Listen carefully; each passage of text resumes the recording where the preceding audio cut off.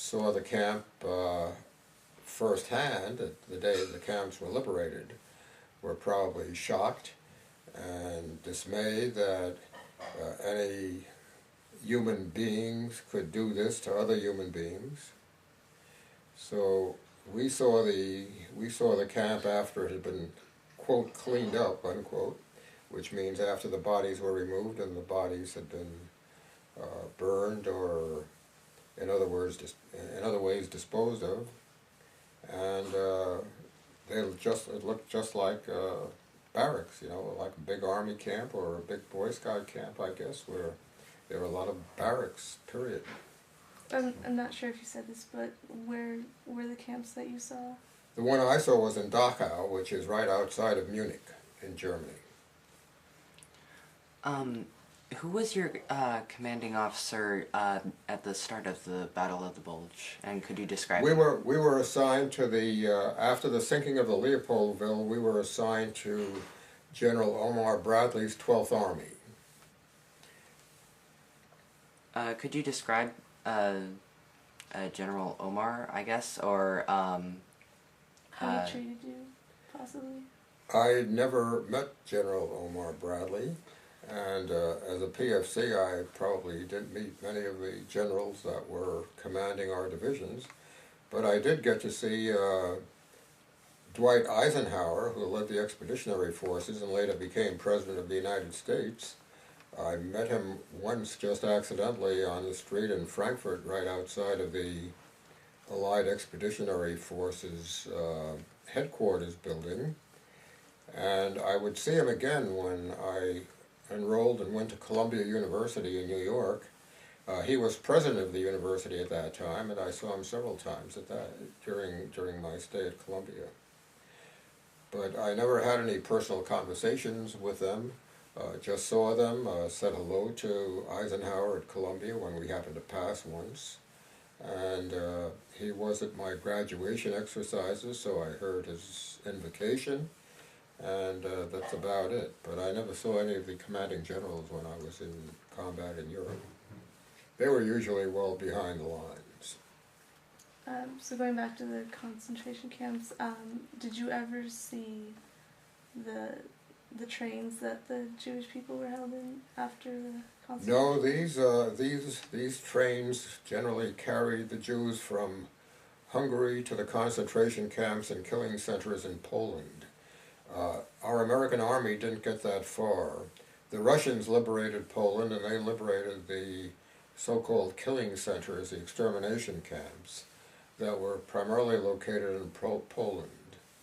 In Dachau, they did have execution chambers, but the Jews that were there were usually carried there by train, and we didn't see the kinds of trains they were carried in, but I'm sure that they weren't first-class transportation.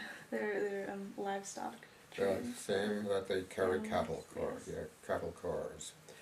The first time I really saw one that really carried Jews to their execution was in the Holocaust Museum in Washington, D.C., where they have such a train car, where they have such a car.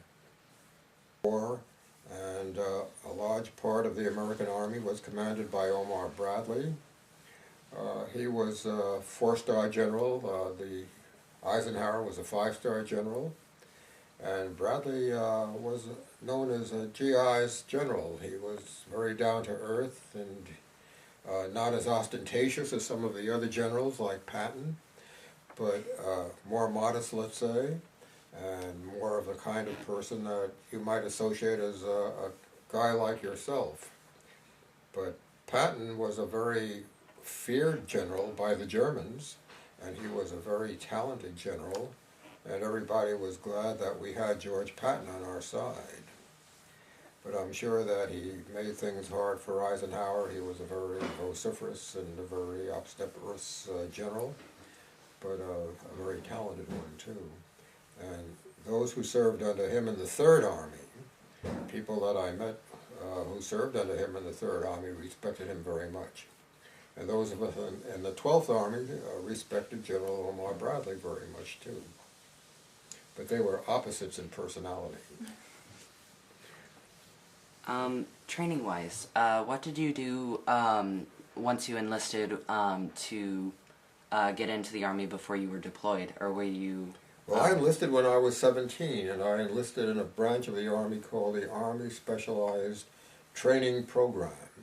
And the idea of the Army Specialized Training Program, which was abbreviated as ASTP, the objective of that was to train professionals, engineers primarily, to serve in the Army and go wherever the United States Army needed them. And the idea when I enlisted in 1943 was that the Army Specialized Training Program would send us to universities. We would have a very intensive university college training and ROTC training at the same time, and we would graduate as commissioned officers, as lieutenants, when the training was over. And all of this would be done in 3 instead of the normal 4 years. It would be very intensive, working summers and evenings and so forth.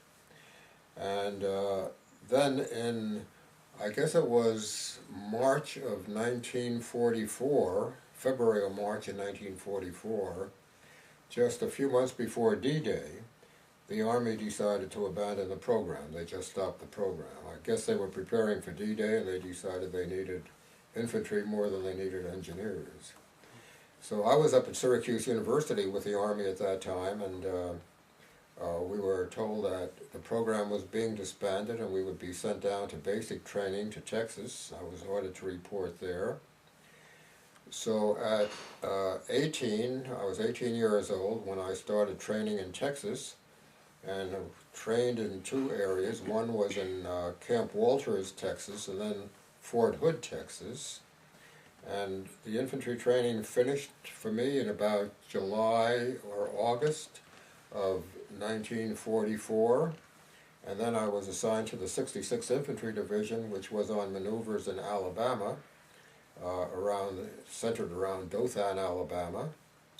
And we were being trained in what amounted to jungle warfare, so we were pretty sure that we were going to be sent over to the Pacific.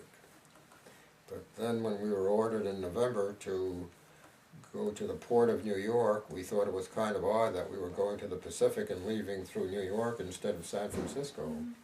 So we decided, well, maybe we're going to Europe after all. And that's what happened. We sailed in mid-November to Europe and landed in Southampton, England. I think it was a couple of days after Thanksgiving in November of '44. Are there any experiences that you would like to talk about that weren't asked in questions? No, I think we covered it pretty well. These are times when I don't particularly care to go back and think very vividly of all the experiences I had. I remember the bitter cold. We lived in foxholes, and I remember how cold it was and how important it was to make sure that your feet were kept warm so your toes didn't freeze. When the snows finally melted in Europe,